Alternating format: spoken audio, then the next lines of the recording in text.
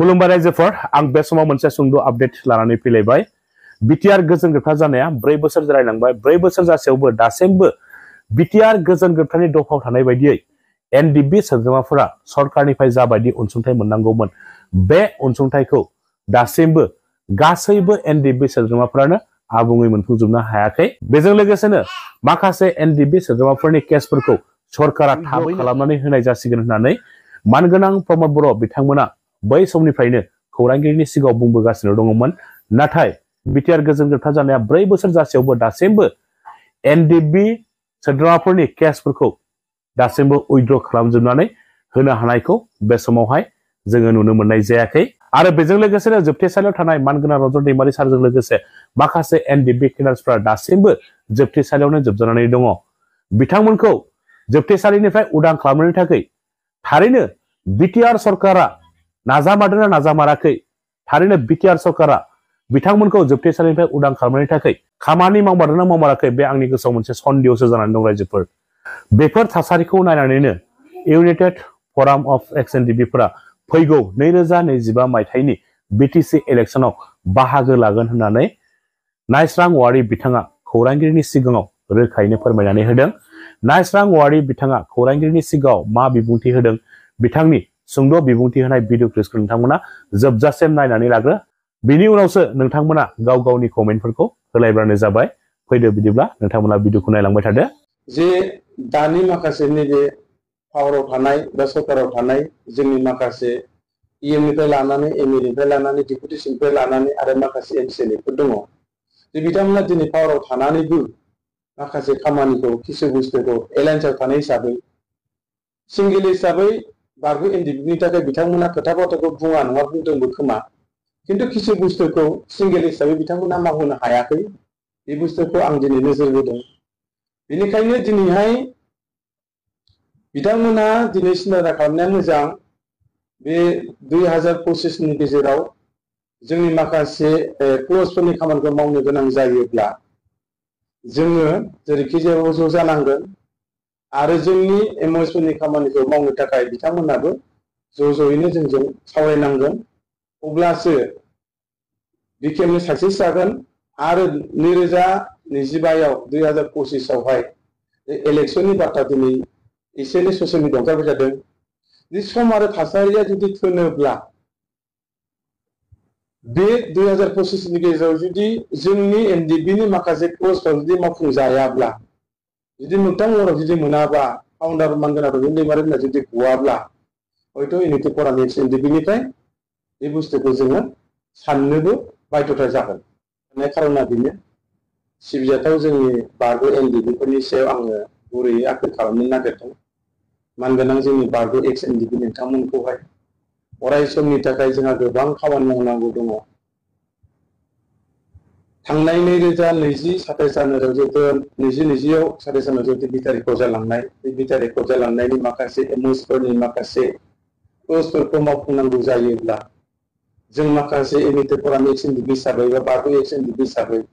जोङो मोनसे सरकारनि सायावहाय जोङो एसे एनैबाबो बुंलांबायनो थाखाय एसे प्रेसार होलांनांगौनि थाखाय बे क्लजआव लिरनाय खामानिखौ मोजां मोनफुंजोबनांगौनि थाखाय जों एक्स एनडिबिफोरा जों खौसे जायोब्ला इयुनावहाय जोङो साक्सेस जागोन, जों बेखौ मिजिंथिदों। खिन्थु बारगो एक्स एनडिबि हिसाबै जुदि जों बिदि लेथेर फेथेर थाबाय थायोब्ला जों जोंनि खामानिखौ दिनैहाय जों मालाबाबो साक्सेस जागोन जों बेखौ नुहुराखै। मानो होनोबा दिनै जोंहा गां बिराद गिदिर समस्या, बे समस्यायानो जाहैबाय जोंनि मानगोनां फाउन्डार रन्जन दैमारि सारा दिनैसिमबो सेन्ट्रेल जेलावहाय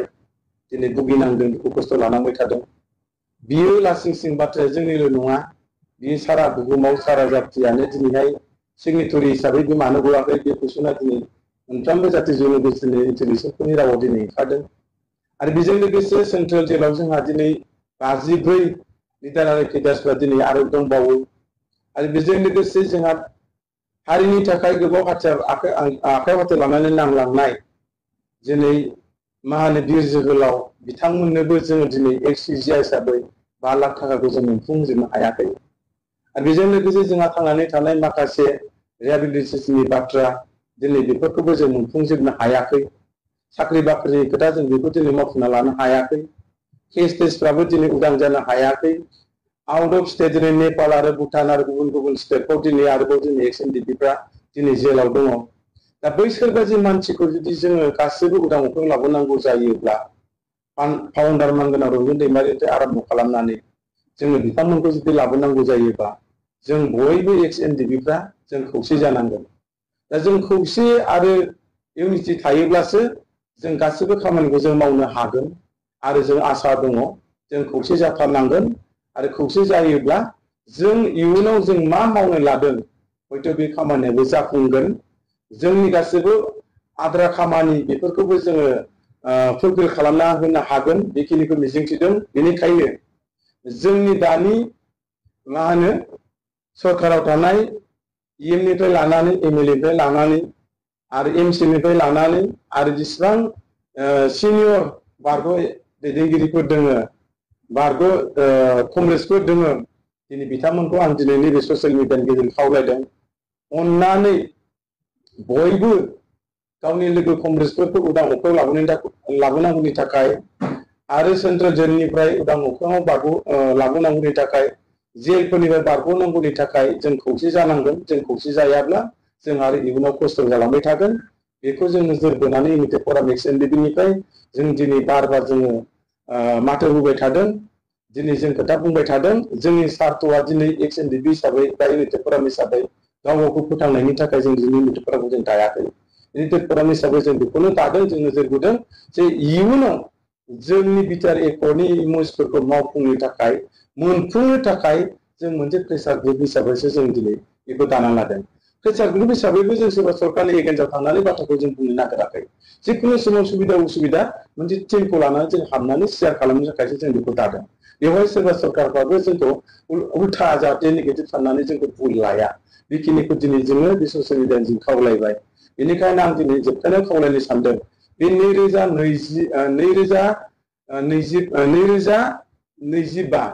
2025 नि गेजेराव बारग' एक्स एनडिपिफ्रा जुदि ज' जानो हायाब्ला बे सना जुदि बारलाङोब्ला आरो जों एक्स एनडिपि हिसाबै बे जायगायाव जों माबोरै थांना थागोन आरो जोंनि इउनिटिया बे समाव जों मोनगोन ना मोना जों बेखौ मालाबाबो हास्थायनाय नङा बेनिखायनो नैबे 2025 नि गेजेरावनो जुदि जों इउनिटि जानानै जोंनि थांखिफोरखौ जोङो मोगथां महर मोनहोनो थाखाय जों खौसे खेबसेनि थाखाय